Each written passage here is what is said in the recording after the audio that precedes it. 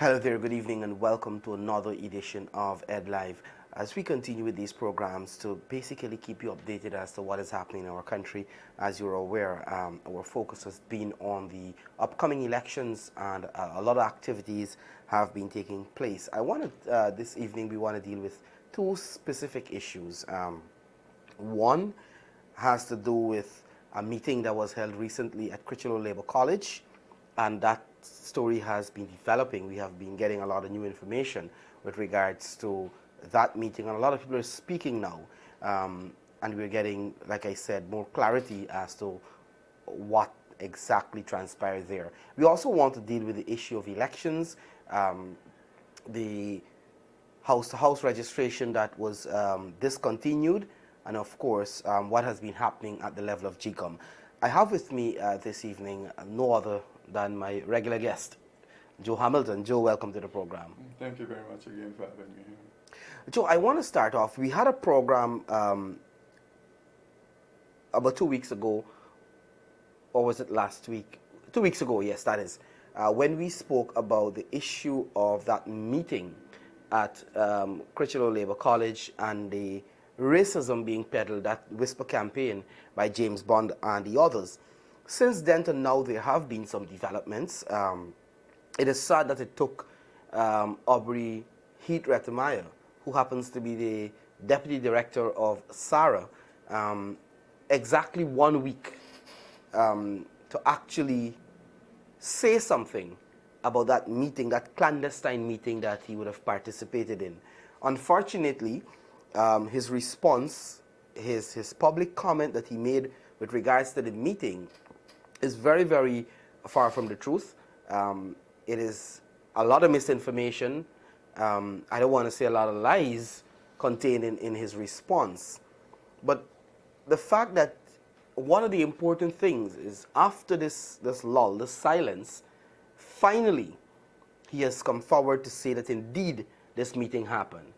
And he has confirmed that the meeting was limited or restricted to nationals from countries in the African continent and Haitians. That by itself, Joe, would have raised a number of questions. And I have personally a few questions that I would want to raise to ask Mr. Rettemeyer to respond to. And I suspect you too would have a number of questions. Among the things Mr. Rettemeyer said is that the meeting addressed issues of citizenship for this group of people who would have applied for citizenship and who somehow had questions and there were some difficulties. I want to bring you in first before I get into my questions. I know you would want to make some general comments with regards to that meeting. Excuse me. A couple of things, Eddie.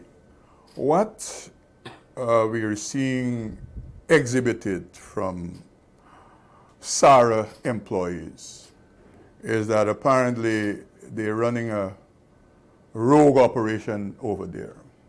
Because if we start off with Mr. Eric Phillips, who was investigating oil blocks, and at the same time, he, as the SARA investigator about oil blocks, he applied for oil blocks, utilizing the cover of us Africans. He was applying on our behalf via some African business roundtable.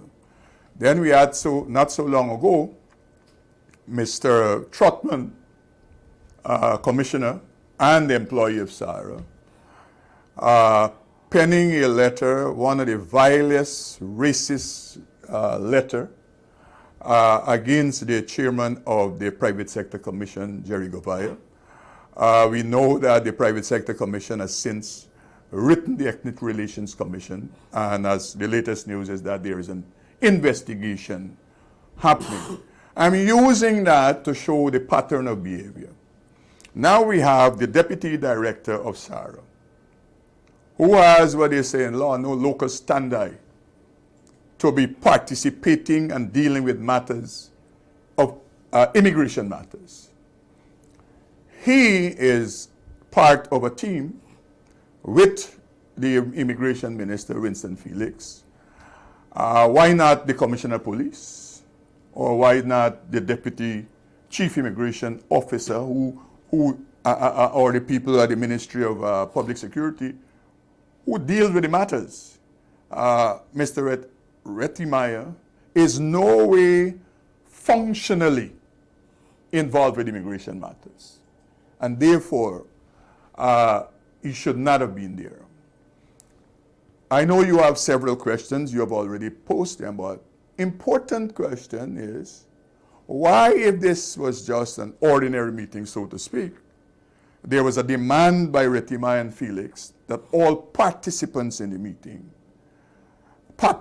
a security search was done of them, and everyone's phone was seized.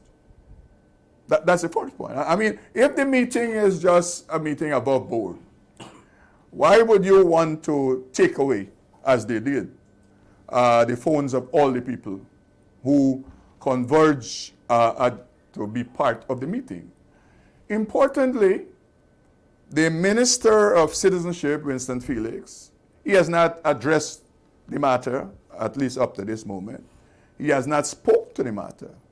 The man who should not have even been at the meeting, he is speaking, I suspect, on behalf of himself and the other participant at the head table, that is Mr. Felix.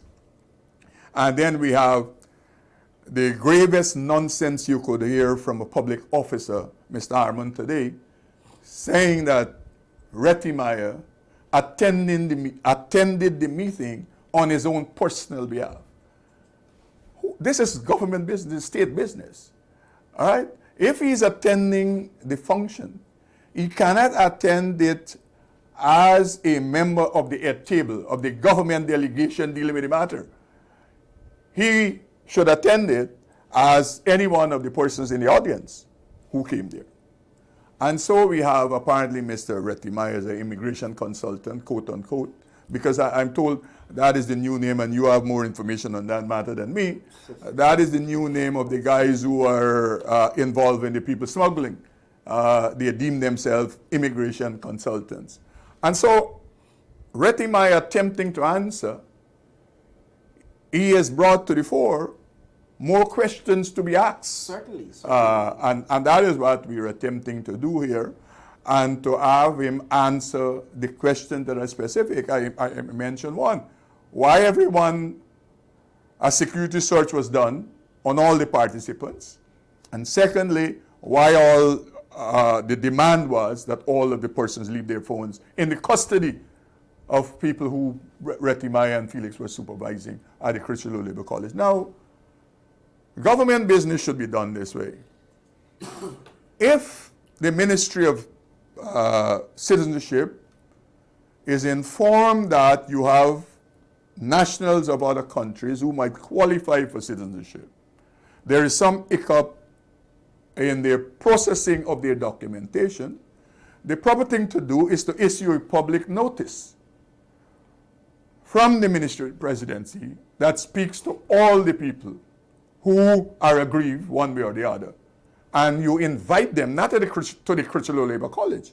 At 8 o'clock in the night. Right, 8 o'clock in the night at Critchlow. You invite them to the Ministry of the Presidency to seek to individually or collectively deal with the matters, and not to set up a clandestine meeting in the wee of the night and to make demands of a security nature of the participants. And therefore, there are more questions out there to be answered by Mr. Rettimeyer and Mr. Felix. And I'm asking Mr. Rettimeyer to please answer whether he's an immigration consultant, as we are told that the persons who are who represent the smuggling gang, they have deemed themselves immigration consultants. We are told that you have two gangs operating in Guyana, and you have one operating in Haiti.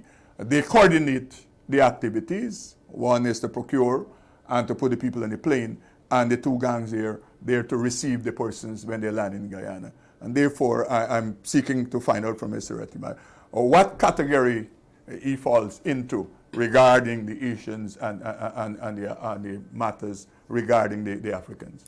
I'm glad that you make a couple of points, Joe, and I want to reinforce them. I want to say this. A couple of things. One, looking at Mr. Harmon's statement, Mr. Harmon said clearly that Mr. Rettemeyer is nowhere involved in the Department of Citizenship. It means he has, like you said, no local standi to be there. And you made the point that as a participant, then he should have been in the audience rather than leading the charge at the head table. So my questions to Mr. Rettemeyer is, one, I want him to say to us what exactly in his capacity as a deputy director of SARA he was doing at the meeting. Not at the meeting, at the head table. At the head table. Was he there to recover state assets? Because I understand that is his role. That is his function. To recover state assets.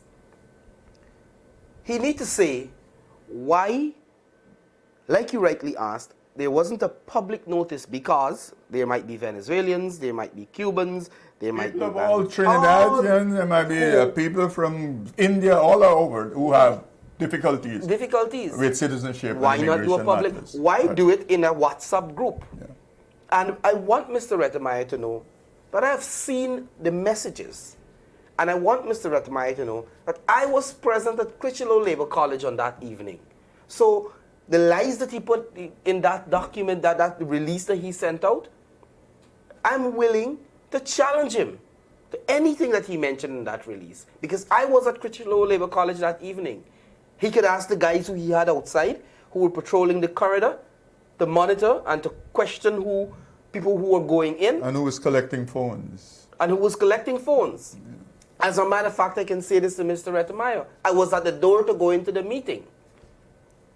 And then I changed my mind. I said I shouldn't go in there because I'm known. And I had one, and I can say this, I'm going to repeat, I had one of our agents who entered the meeting, who sat in the meeting and listened to everything. And I personally heard a lot of what was being discussed. Because I was able to position myself to listen to at least a part of the meeting. You were still in the precinct. Exactly. Right. So I knew exactly what was going on. So Mr. Rettemeyer excuses and lies that he contained in that release, it's not going to withstand scrutiny. No, but as I said, it is not for... Rettemeyer is out of place to be at the meeting in the first instance. And now Rettemeyer is further out of place to be seen as speaking on behalf of the Ministry of Citizenship. Despite what Joe Harmon said. Right, that he was there in his personal capacity. Who is he speaking, who is he speaking for with his public missive? Who? He must say that. If Harmon is saying he was there in his personal capacity, it is for the Minister of Citizenship to speak on the matter. Importantly, Eddie, because you know in their state of liardness, they always deem these things that we bring to the fore as propaganda. At least Rettemeyer did not say that we were telling untruths. We fabricated a meeting that never happened. So the meeting did happen. He did confirm who were present at the meeting because he said the meeting had Haitians and nationals of Africa. Like we've said. The other important things that Rettemeyer said is that no promises were made. Well, he's lying. I'm telling him that. But we are aware. We have the information. The point is, let us debunk his lie. If no promises were made, why, as we indicated in our program, that the persons were asked to report to Felix's office at 2:30 the next day? Exactly. And they did report. And there was a newscast reporting their interaction with the Ministry of Citizenship. And therefore, we are reiterating a couple of things that they indicated to the persons. One is to see how much of their families from the African continent they can get to Guyana. For the African students, they promised them to looking to their issues about their Situation, fees, yes. the situation with their fees to pay at the university, and you had people who had themselves in legal predicament who were promised that their matters could have been dealt with the police. Felix, before you go on, Felix said pointedly that he is going to speak to the commanders in whichever division these issues exist, and he will have those matters resolved. To deal with illegal issues. He went on to say, I hope that these matters, some of them have not reached the courts. Yeah. Because it might be more difficult to deal with them if they are already in the courts. In the courts. And that is what. So Mr. Rettimeyer cannot deny this happened, and the fact that the meeting happened, the fact that there was a follow-through by the persons who were asked to come to Felix's office, and they did went to the office. Some, I saw newscasts where some of them were interviewed, and then Eddie, I'm told, one of the immigration consultants, I think, came to you for clarification. Maybe it might be useful for you to tell the public what transpired with this immigration consultant. Yeah, the gentleman came. He was... First thing, the gentleman, as in, is a Guyanese gentleman, a Haitian, No. a Guyanese? Haitian. Okay. Who said that he got his citizenship in 2016. I have not questioned his citizenship, whether he would have received it in 2016, because as we know, Felix was already there in 2016. And how he received it? Right? But what was interesting, Joe, is the fact that this gentleman was present with the group that was asked to go to Felix's office. And the man is claiming that he wasn't there for citizenship. He is an immigration consultant who was at Felix's office to collect visas, to collect work permits, and to collect citizenship documents. Obviously, the guy came with his wife. The woman is a Guyanese. He probably married her here, and so I am not questioning whether he has a legal status here. So the individuals, this process, based on what he has said to you, Eddie, suggests that individuals are not going to the Ministry of Citizenship to deal with their personal and individual matters.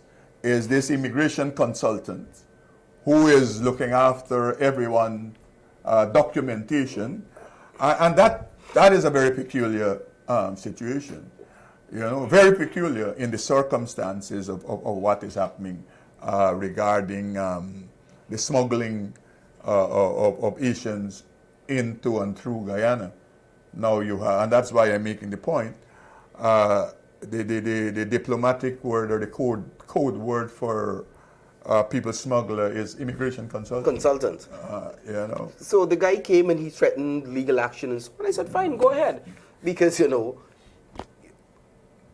I didn't say that, well, you were there to collect your citizenship. But what he did was he exposed the fact that he's taking batches of documentation to the ministry and receiving citizenship. Right. Without the persons presenting themselves to be interviewed. That is very important.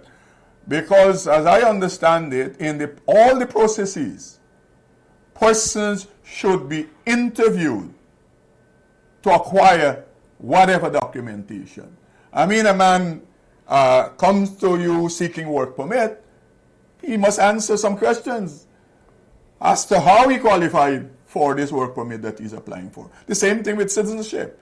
And the same thing with an extension of the visa. It means one man, Joe, can go there with a pile of documents for work permits, for example, or for citizenship of people who do not exist. Falsified documents. And pick up the work permits, and they're being sold, and the citizenship being sold. Maybe that is all. They're collecting it beforehand, and that is what is utilized as the methodology the guy did to lure people to Guyana. The guy did mention that he deals with visa on arrival for these people who are coming. He deals with visa on arrival. That's a strange term to me. Yeah. The point is, Eddie, is what is developing here, as we have been saying all the time, is you have an illegal cabal that is smuggling people into Guyana and through Guyana. That is the word nicety. And as I'm saying, the fact that Mr. Rettimaya got this special interest in this matter, it raises suspicion.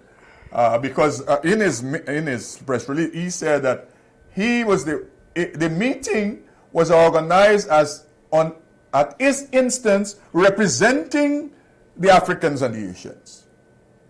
That this meeting that was it's interesting organized interesting to find out College. his connection. How did he get there? How did he get to that position?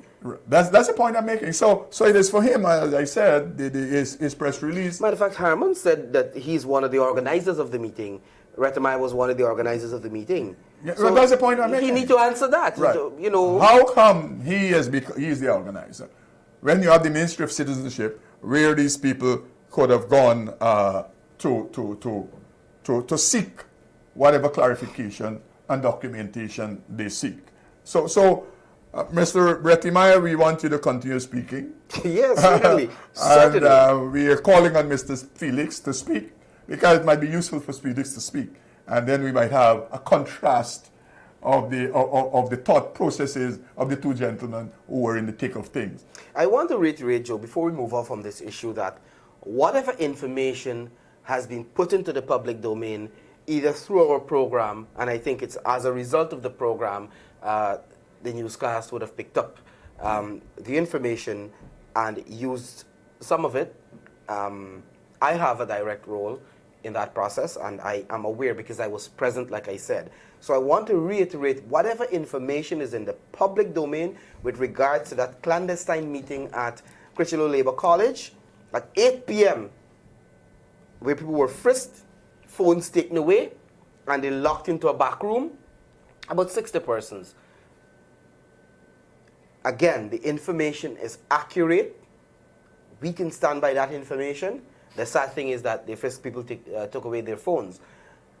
I personally spoke with guys when they came out of the meeting, and they shared certain information with me, probably out of ignorance, not knowing that who I am and what was my role there. But again, I would like Mr. Rettimaya and now Mr. Felix, he needs to speak. He is despite having an illegal status, he has been managing that sector for some time, or mismanaged that sector for some time, whichever way you want to put it. That they need to say why the meeting was held at that time, at that location, why it was restricted to one group of people who are foreigners from specific countries, and not every single applicant for citizenship or work permit or whatever it is. Why? I want them to dispute the fact that they did say to the people that if you get citizenship, you need to vote for APNU AFC, because the PPP, if they win the elections, they're going to throw you out of the country. Importantly, Eddie, when Felix is responding, he must say of the persons who were at the meeting, who had difficulties of whatever sort, how many of those persons' matters were rectified, whichever one, whether it's about extension of visa, work permit, or issued with citizenship, or whatever it was, or the people we promised to speak to commanders to dock the cases. You must say how many of the persons, their matters were resolved. Including the gentleman who has the issue with a fake marriage. Yes.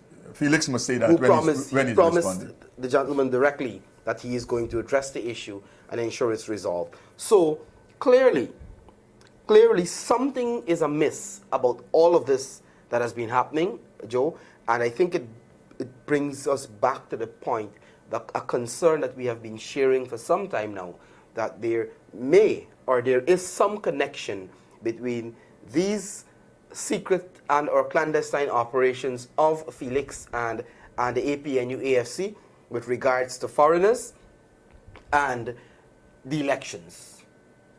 They have been trying their very best to delay the elections. Having said that, I want to bring you to another issue.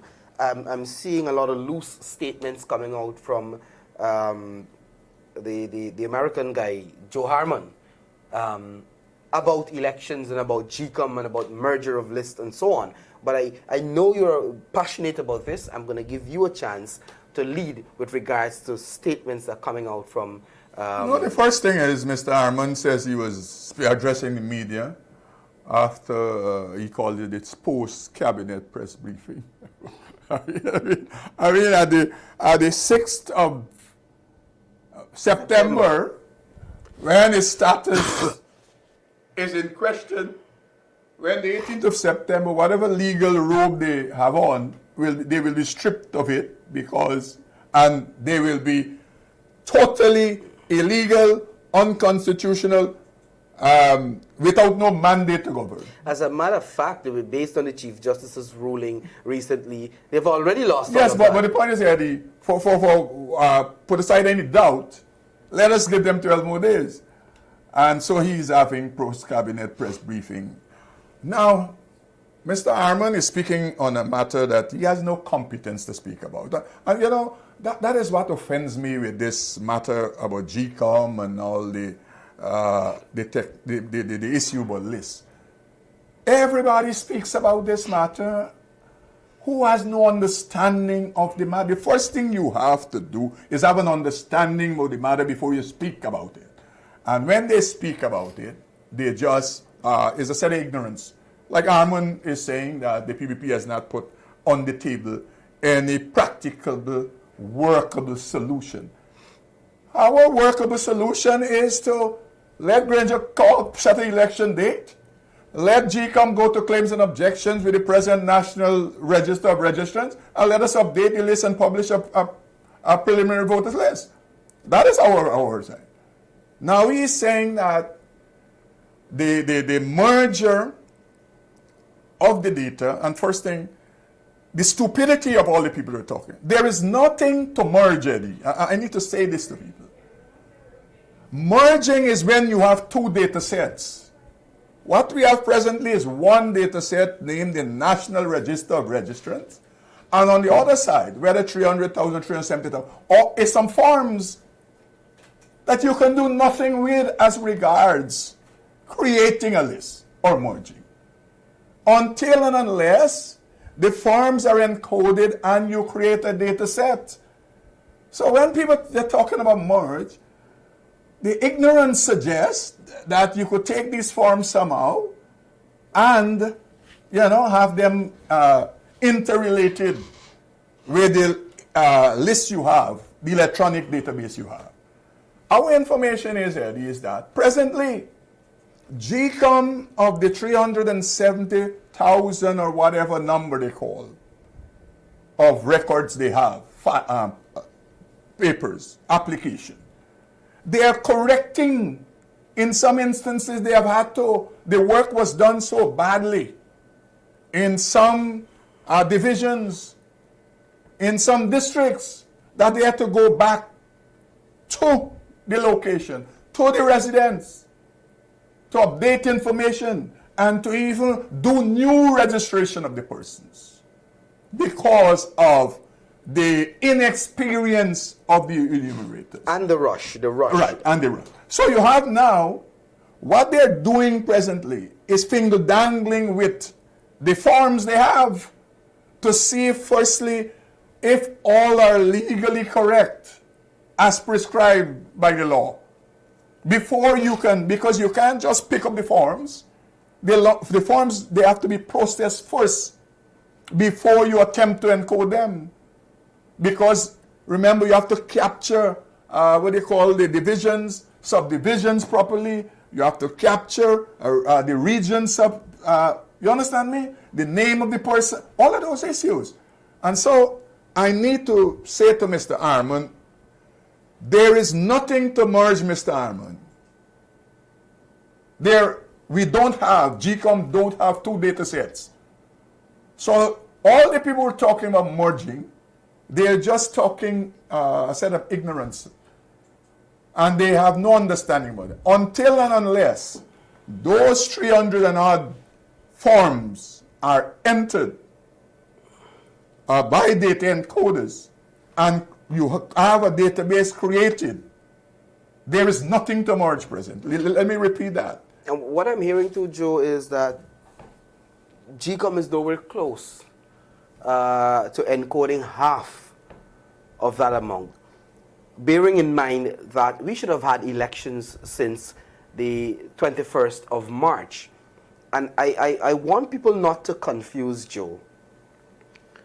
Whatever GCOM thinks it wants to do with the elections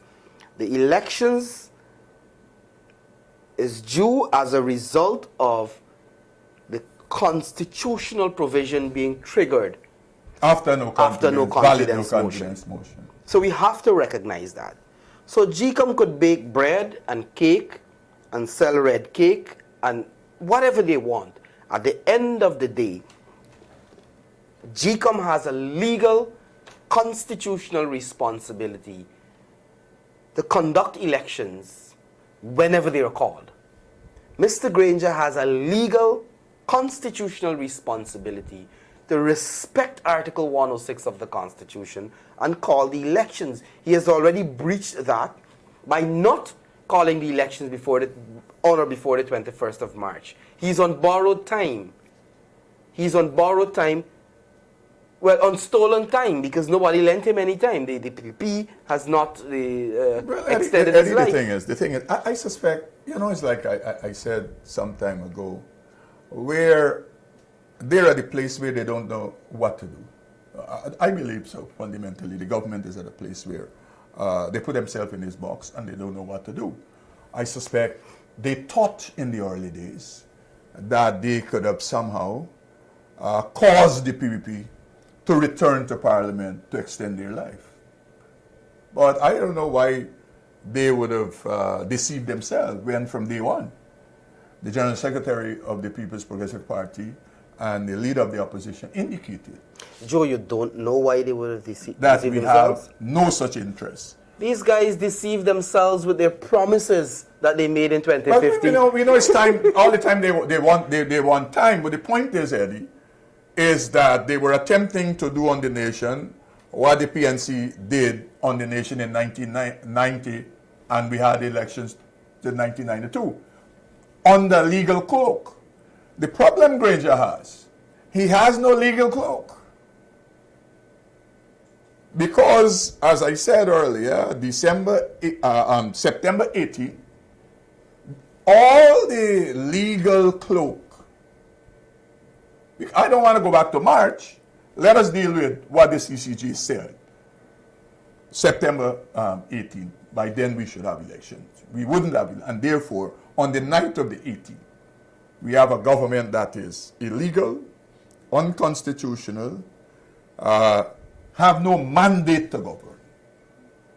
And therefore, Mr. Granger would be in the history books as the president who, one, lost his government by a low confidence motion. Secondly, anti-democratically holding on to power with no mandate from the people, with no constitutional and legal cover. And so he, as an historian, he will be making some very terrible history for himself. Presently, he's doing that. But when September 11 or September 18 come, it will increase more of the matters of him being on the wrong side of history in the history book. I'm told that his worry, if you note, they were spewing Guerrilla Law and whoever, and I think Moses Nagamut, and so they were talking about elections before December. I'm told their worry now is that having no budget in January, that is their worry, and that is the reason why they were spewing. But the level of GCOM, as you said earlier, and I say to people, we have been having all of these meetings around the country, and I have spoken to several meetings, and I make the point to comrades at these meetings that all we need is patience, and elections will happen in this country. It must happen. With all this spinning around, Granger can run how much he wants. At the end of the day, we will have elections, and what they're fearful of will come to pass. But Joe, I think I hear you, But I think we have to hold GCOM accountable. I think GCOM is an accomplice somehow to what is happening. Because I heard yesterday, at the meeting that the commissioners meeting, Mr. Lowenfield, the same guy who said outside of the Supreme Court that the existing list can be refreshed, can be updated via claims and objections, submitted a proposal to say the earliest elections can be held is sometime in March 2020. And then you have the other issue, I'm told is a big concern, is a big conversation. One woman gone over to Jamaica to check. There is no necessity for ID card printing for 98% of the people who were registered at this house. It is only the new registrants and persons who might need a duplicate ID card might have lost. So this issue about ID card printing is suggesting, when the law does not permit that you have to have an ID card to vote. It is the same issue. Cause the elections to be vitiated. So this thing about part of the planning for elections is this ID card printing. And as you have said, GCOM is responsible for holding the elections and a credible elections within the prescribed constitution and the law. Now I suspect we are reaching a place, Eddie, where the chairman or the chairperson or honeymoon is coming to an end. Because the nation cannot continue this way. And therefore people have given, if you look today's Tablet News, I think, they had an article, the editorial spoke to the matter. And everyone is now making the point that the person elected as chairman must act. Must act. You cannot seek to make a compromise when the law and the constitution don't allow for that. That is the bottom line. So you have a register of registrants. What you need to do is to cull from that a preliminary voters list of all the persons at whatever your prescribed date is who are going to be 18, for all of them to go on the list, and you put it out there for a claims and objections period, and have people who might not have been registered come and register. The nonsense Armand and Alexander and all of them talking about merging, as I said, is just nonsense. You have a list. And as I said some time ago, 98% or thereabout, or 99% of the 300 and whatever thousand persons, their names are already on the list at GCOM. It means, Joe, I think, and you rightly said that the people of this country, their patience running thin. And they believe that it's time that GCOM do what is necessary, do what is lawful, what is in keeping with the Constitution, and sought to get the shortest and easiest and most practical process to ensure we have elections. To arrive at a official list of electors and hold the elections. That is what we have to have. And Mr. Granger must do the right thing and name a date for elections. The situation that we are in is that we have every single person seem to have their own idea of what needs to be done, when it needs to be done, and when the elections are to be held. And that by itself, I'm talking about the people in the government, and that by itself has been creating a whole host of confusion. But the point is, GCOM as a constitutional body should pay attention to the Constitution and the law. And nothing else. Not to the politics. And that's why I'm saying that we have reached a stage whereby the nation is getting impatient with the chairman, the person who is now chairing GCOM. And I am saying that some action need to be taken. Listen to me. I suspect, I think I mentioned it the last time we were discussing this matter, that the PNC push by the commissioners, Alexander and them, to merge is not to create a credible voters list. It's to contaminate the list to deal with what happened 1990 to 92. Because if the list is contaminated, then the issue of time, the issue of drugging on, you understand me? So it is not, and Amna Ali said it, that listen, they have no concern about duplicate registrant on the list. You understand me? They have no concern. So the merging exercise. So what was the concern about the so-called 200 incorrect entries? No, the concern was that as David Hines introduced into the conversation, they are what you call, he called them overseas voters, when he is one of them himself. Because he is registered, he live overseas. But these Guyanese who are registered, who might be overseas for whatever reason, they're studying, they're on vacation, some of them might live overseas. David Hines introduced, he said they're overseas voters, right?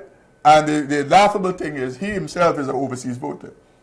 You know. Is he willing to come off if they have to come? Well, that's the point. So it's just showing how illogical all the people are. But I'm saying to you, Eddie, seriously, I believe they push to you see, the PNC used time up to go to court. They used time up to do house-to-house registration.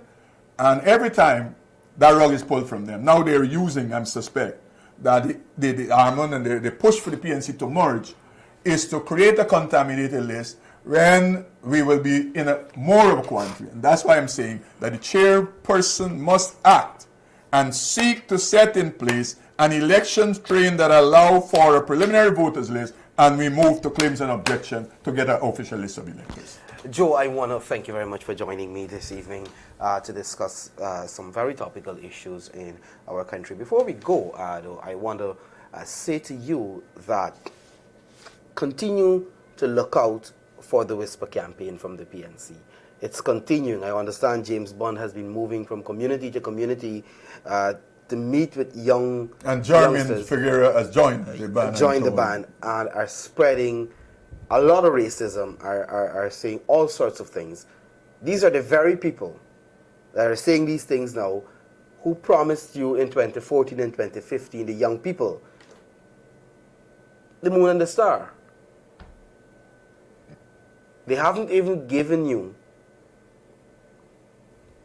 quarter of what they promised.